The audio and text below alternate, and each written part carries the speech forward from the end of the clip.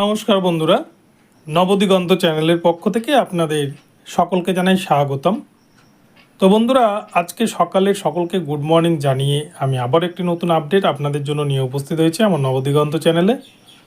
তো এখন আমি আপনাদের সাথে যে আপডেটটি শেয়ার করতে চলেছি সেটি হচ্ছে কলকাতা হাইকোর্টে আবারও কিন্তু প্রাথমিকের নিয়োগ দুর্নীতি মামলায় বড় সড় রদ বদল। কলকাতা হাইকোর্টের রোস্টার অনুযায়ী কিন্তু আবারও প্রাথমিকের নিয়োগ দুর্নীতি মামলা, সমস্ত প্রাথমিকের মামলায় কিন্তু সরিয়ে নেওয়া হলো বিচারপতি রাজাশেখর মান্থার এজলাস থেকে। এই মামলা কার বেঞ্চে গেল এবং কে বিষয়গুলি দেখবেন এবং রাজাশেখর মান্থা মহাশয়কে কোথায় পাঠানো হলো সমস্ত কিছু এই ভিডিওতে দেখাবো। এবং সবথেকে বড় যে বিষয় 2014 প্রাইমারি টেটের যে ওএমআর মামলা, যেটা বর্তমানে সবথেকে গুরুত্বপূর্ণ মামলা, এই মামলায় যে বেঞ্চ পরিবর্তন হলো তার প্রভাব কতটা পড়তে চলেছে সমস্ত কিছু আপনাদের সাথে বিস্তারিত আলোচনা করব। তবে তার আগে বলে রাখি, যারা প্রথমবার চ্যানেলটি দেখছেন আপনারা অবশ্যই চ্যানেলটিকে সাবস্ক্রাইব করে নেবেন এই ধরনের আপডেট সবার আগে সর্বপ্রথমে পাওয়ার জন্য। তো চলুন তাহলে আমরা দেখে নিই যে এই মুহূর্তে কলকাতা হাইকোর্ট থেকে ঠিক কী আপডেট উঠে আসছে। তো বন্ধুরা, আমরা দেখেছি প্রাথমিকের নিয়োগ দুর্নীতি মামলায় কলকাতা হাইকোর্টে কিন্তু রোস্টার চেঞ্জ হতেই থাকছে। প্রথমত আমরা দেখেছিলাম প্রাক্তন বিচারপতি অভিজিৎ গঙ্গোপাধ্যায়ের ক্ষেত্রে তাকে কিন্তু প্রাথমিকের মামলাগুলো থেকে সরিয়ে দেওয়া হয় এবং তারপরেই তিনি কিন্তু এই বিচারপতি পদ থেকে ইস্তফা দেন। সে যাই হোক, আরও অন্যান্য বিষয় আছে, সেগুলো আমি যাচ্ছি না সেই দিকে। এবং এবারে কিন্তু দেখা যাচ্ছে বিচারপতি রাজাশেখর মান্থা, যে বিচারপতি কিন্তু একের পর এক বড় বড় নির্দেশ দিয়ে যাচ্ছিলেন প্রাথমিক শিক্ষা পর্ষদের বিরুদ্ধে এবং সিবিআইয়েরকেও কিন্তু তিনি একের পর এক নির্দেশ দিয়েছিলেন। সিবিআই কিন্তু ভীষণ চাপের মুখে ছিল এবং সিবিআইও কিন্তু কন্টিনিউ তারা ম্যারাথন তল্লাশি চালিয়ে 2014 প্রাইমারি টেটের যে ওএমআর মামলায় যে নির্দেশ দেওয়া হয়েছিল 6 সপ্তাহের মধ্যে সমস্ত ডেটা কোর্টে প্রডিউস করতে, সেভাবেই কিন্তু সিবিআই তড়িঘড়ি উঠে পড়ে লেগেছে। দিল্লি থেকে তারা এসএসসি যিনি যে অফিসার ওএমআর উদ্ধার করেছিলেন তাকেও নিযুক্ত করা হয়েছে। তো সমস্ত কিছুই কিন্তু বিচারপতি রাজাশেখর মান্থার নির্দেশেই হয়েছিল। কিন্তু হঠাৎ করে দেখা গেল যে কলকাতা হাইকোর্টের যিনি মাস্টার অফ রোস্টার, যিনি প্রশাসনিক প্রধান টিএস শিবজ্ঞানম স্যার, তিনি কিন্তু আবারও প্রাথমিকের নিয়োগ দুর্নীতি মামলার ক্ষেত্রে রোস্টার চেঞ্জ করলেন এবং প্রাথমিকের নিয়োগ দুর্নীতি মামলা যেগুলো বিচারপতি রাজাশেখর মান্থা স্যার দেখছিলেন সেই সমস্ত মামলাগুলো কিন্তু তার এজলাস থেকে চলে গেল। সেই মামলাগুলো এখন দেখবেন বিচারপতি অমৃতা সিনহা ম্যাম এবং বিচারপতি রাজাশেখর মান্থা স্যার, তাকে পাঠানো হলো ডিভিশন বেঞ্চে। তিনি কিন্তু এখন থেকে ডিভিশন বেঞ্চে বসবেন এবং ডিভিশন বেঞ্চে তিনি বিচারপতি অজয় গুপ্তা স্যারের সঙ্গে কিন্তু বসবেন। এই দুজন বিচারপতি নিয়ে একটি ডিভিশন বেঞ্চ গঠন হবে এবং সেইখানে কিন্তু তারা আগামী সোমবার অর্থাৎ 15 তারিখ থেকে তারা কিন্তু এই পদে আসীন হবেন। তো এক কথায় বলা যায় বিচারপতি রাজাশেখর মান্থা স্যারের কিন্তু প্রমোশন ঘটেছে, সিঙ্গেল বেঞ্চ থেকে উনি ডিভিশন বেঞ্চে গিয়েছেন। তো যাই হোক, এটা ওনার জন্য ভালো হলেও এটা যারা বঞ্চিত চাকরি প্রার্থী তাদের জন্য কতটা ভালো হবে সেটাই এখন দেখার।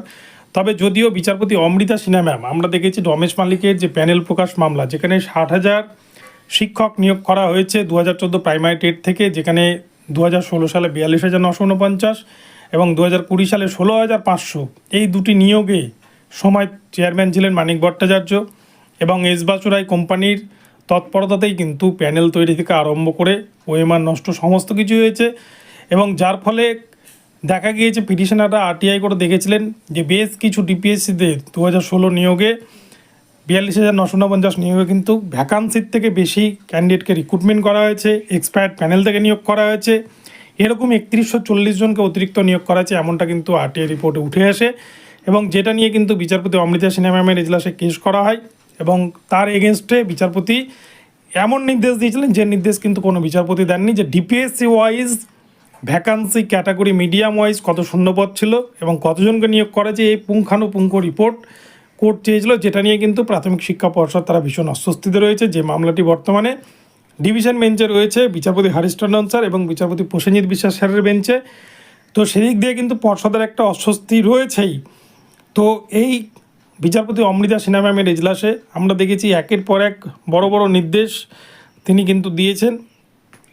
তো এক্ষেত্রে হয়তো কিছুটা হলেও যারা বঞ্চিত ক্যান্ডিডেট তারা হয়তো আগামীতে সুবিচার পেতে পারেন এবং ওএমআর মামলার ক্ষেত্রে 2014 প্রাইমারি টেটের যে ওএমআর মামলা, যে ওএমআর মামলায় সিবিআই তৎপরতার সাথে কিন্তু ওএমআরকে উদ্ধার করার চেষ্টা করছে এস বাসুরায়ের ঘরবন্দি অবস্থায় তালা ভেঙে তারা কিন্তু সমস্ত হার্ড ডিস্ক উদ্ধার করেছে 10 বছর আগের, যেখানে কিন্তু ওএমআর সমস্ত তথ্য সঞ্চয় করে রাখা ছিল। তো এই বিষয়ে বিচারপতি অমৃতা সিনহা ম্যামের এজলাসে আগামীতে কী রিপোর্ট জমা করে সিবিআই ওএমআর সংক্রান্ত বিষয়ে এবং বিচারপতি কী নির্দেশ দেন সেটাই দেখার। তবে বিচারপতি অমৃতা সিনহা ম্যাম কিন্তু বঞ্চিত চাকরি প্রার্থীদের জন্য ভাবেন এবং তিনি যে সমস্ত নির্দেশ দেন তাতে কিন্তু প্রাথমিক শিক্ষা পর্ষদ তাদের যে বড় স্ক্যাম, তারা যে দুর্নীতি করেছে তাতে কিন্তু তাদের ঘুম হারানোরই উপক্রম। কেননা এর আগেও কিন্তু আমরা দেখেছি বিভিন্ন রায়ের ফলে প্রাথমিক শিক্ষা পর্ষদের চেয়ারম্যান গৌতম পাল তিনি কিন্তু ভীষণ অস্বস্তির মধ্যে ছিলেন এবং বিভিন্ন ক্ষেত্রেই কিন্তু আমরা দেখেছি সিবিআইয়ের হেফাজতে তাকে জেরা করতেও। তো আগামীতে কি হয় সেটাই দেখার। তবে বঞ্চিত চাকরি প্রার্থীদের জন্য হয়তো সুদিন আসতে পারে, কেননা বিচারপতি রাজাশেখর মান্তা তিনি কিন্তু 2009-এর ক্ষেত্রে আমরা দেখেছি তিনি বলেছিলেন একটা কথা, যে যা দুর্নীতি হওয়ার হয়েছে তিনি সেগুলোকে আর বের করতে চান না, তিনি সলিউশনের পথে হাঁটতে চান। তবে সেই পন্থাটা হয়তো বিচারপতি অমৃতা সিনহা ম্যাম হাঁটবেন না সেই পথে, কেননা তিনি যেটা দুর্নীতি সেটার বিপক্ষে কিন্তু রায় দিয়েছেন, যেটা অন্যায় সেটার বিপক্ষে রায় দিয়েছেন এবং সলিউশনের বিষয়টা কিন্তু কোনোভাবে আসবে না। অযোগ্যদের বাদ দিয়ে যোগ্যদেরকে চাকরি দিতে হবে, এই হচ্ছে বিচারপতি অমৃতা সিনহা ম্যামের নির্দেশ। আগামীতেও আমরা হয়তো দেখব এবং পূর্বেও তিনি এ ধরনের কথাবার্তা কিন্তু বলেছেন এবং এসএসসির ক্ষেত্রে কিন্তু সেটাই হয়েছে, অযোগ্যদেরকে বাদ দিয়ে পুনরায় নতুন করে প্যানেল তৈরি করা। তো প্রাথমিকের ক্ষেত্রে কি হবে সেটা বলা মুশকিল, যদিও 32,000-এর প্যানেল ইতিমধ্যে কিন্তু প্রাক্তন বিচারপতি অভিজিৎ গঙ্গোপাধ্যায় বাতিল করে রেখেছেন কলকাতা হাইকোর্টে, যদিও এখনও সেই মামলা নিষ্পত্তি হয়নি বিশেষ ডিভিশন বেঞ্চে। তো সব দিক দিয়ে মিলিয়ে প্রাথমিকের যে নিয়োগ দুর্নীতি স্ক্যাম, প্রাথমিকের যে দুর্নীতি তদন্ত, সেটা কিন্তু বিশাল পরিমাণ জায়গায় পৌঁছেছে এবং প্রতিদিনই কিন্তু এই নিয়ে কলকাতা হাইকোর্টে নতুন নতুন মামলা দায়ের হয়েছে এবং এখন শুধু 2014 না, এখন 2017-র ওএমআর নিয়েও কিন্তু একটা মামলা দায়ের হয়েছে, যেটা কিন্তু আগামী 19 তারিখে রয়েছে। সেটা নিয়েও কী রায় দেন বিচারপতি অমৃতা সিনহা ম্যাম সেটাই কিন্তু দেখার।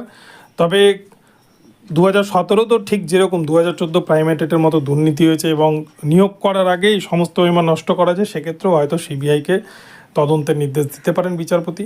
তো আগামী দিনগুলি খুব গুরুত্বপূর্ণ হতে চলেছে প্রাথমিকের নিয়োগ দুর্নীতি মামলার ক্ষেত্রে এবং ডিভিশন বেঞ্চে যে মামলাগুলো ছিল বিচারপতি হারিশ টন্ডন এবং বিচারপতি প্রসেনজিৎ বিশ্বাস স্যারের বেঞ্চে, সেই মামলাগুলো কিন্তু রোস্টার চেঞ্জ হয়নি। ডিভিশন বেঞ্চের ওনারাই দেখবেন, শুধুমাত্র সিঙ্গেল বেঞ্চের ম্যাটারগুলো চেঞ্জ হয়েছে। সিঙ্গেল বেঞ্চে বিচারপতি রাজাশেখর মান্তার জায়গায় এসছেন অমৃতা সিনহা ম্যাম।